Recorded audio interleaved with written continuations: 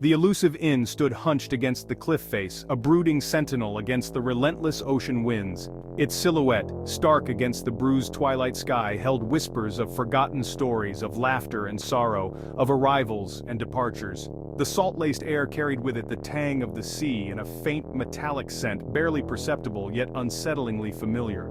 Inside, shadows danced across dusty furniture, stirred by the drafts snaking through the building's ancient bones.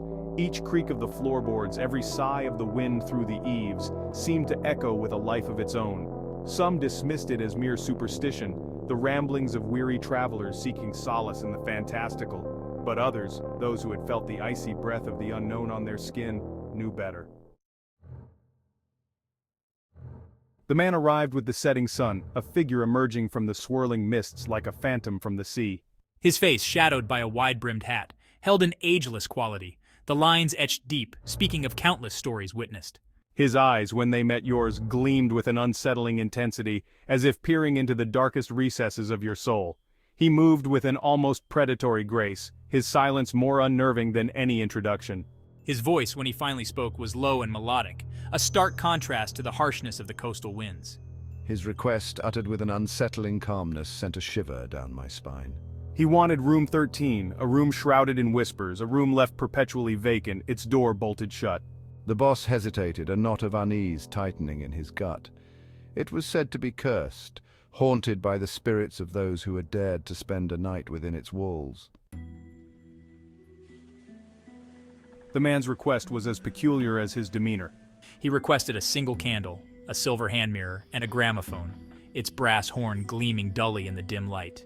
He insisted on placing these items himself, his movements precise, deliberate. The boss, curiosity warring with apprehension, watched as the man arranged the items on a small, dusty table in the center of the room. No one disturbs me until dawn. His eyes, like chips of obsidian, held the boss captive, daring him to question, to refuse. The boss, his throat suddenly dry, could only nod, a sense of foreboding settling over him like a shroud. The man closed the door behind him with a soft click that echoed in the sudden silence. An unsettling quiet descended upon the inn after the man's arrival. The wind, usually a constant presence, seemed to hold its breath, as if even nature itself was wary of disturbing whatever ritual was unfolding in room 13. The usual creaks and groans of the old building seemed amplified in the silence, each sound sending a fresh wave of unease through me. He found himself drawn back to the hallway outside room 13, his hand hovering over the doorknob, an almost irresistible urge to see what lay within.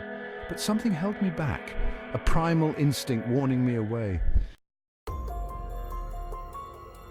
As the night deepened, the silence was broken by faint sounds emanating from room 13. At first, they were just whispers, barely audible above the pounding of his heart. But as the hours crept by, the sounds grew louder, more distinct. I strained to make sense of them, my ear pressed against the cold, hard wood of the door. There were snippets of conversation, voices rising and falling in a language he couldn't understand. At times I could have sworn I heard music, a haunting melody played on a distant violin. And then there were other sounds, sounds he couldn't even begin to describe, sounds that sent chills crawling down his spine. Fear warred with curiosity within me. I wanted to run, to flee the inn and never look back. Driven by a morbid curiosity and a growing sense of dread, the boss slowly pushed open the door to room 13. The room was empty. The candle had burned down to a stub, casting long, grotesque shadows that danced on the walls. The silver hand mirror lay shattered on the floor, its fragments reflecting the flickering candlelight in 1,000 tiny shards of light. The gramophone stood silent, its brass horn covered in a fine layer of dust. But it was the bed that drew his attention. The sheets were rumpled, as if someone had been lying in them, but there was no sign of the man. It was as if he had vanished into thin air, leaving behind nothing but a lingering sense of unease and the faint scent of ozone in the air. He examined the room carefully, his heart pounding in his chest. There was no other exit, no hiding place. Panic welled up inside him, threatening to overwhelm his senses. I had to get out to escape the suffocating confines of the room. As he turned to leave, his eyes fell on a single sheet of paper lying on the table beside the gramophone. It was a note written in a flowing script I didn't recognize. Curiosity overriding my fear, I picked it up, my fingers trembling slightly. The words swam before his eyes, their meaning elusive, yet strangely menacing. As I read, a cold realization washed over me. I recognized the language now. It was the same language he had heard earlier, the whispers that had seeped out from under the door of room 13. The man hadn't simply disappeared, he had been taken, spirited away by something ancient and powerful.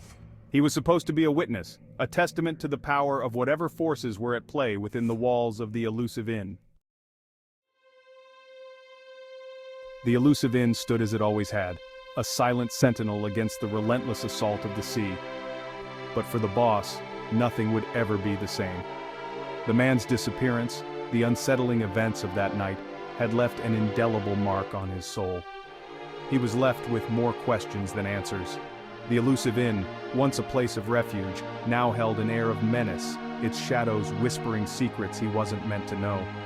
The man had vanished, leaving behind no trace of his existence save for a shattered mirror, a burned-out candle, and a lingering sense of unease.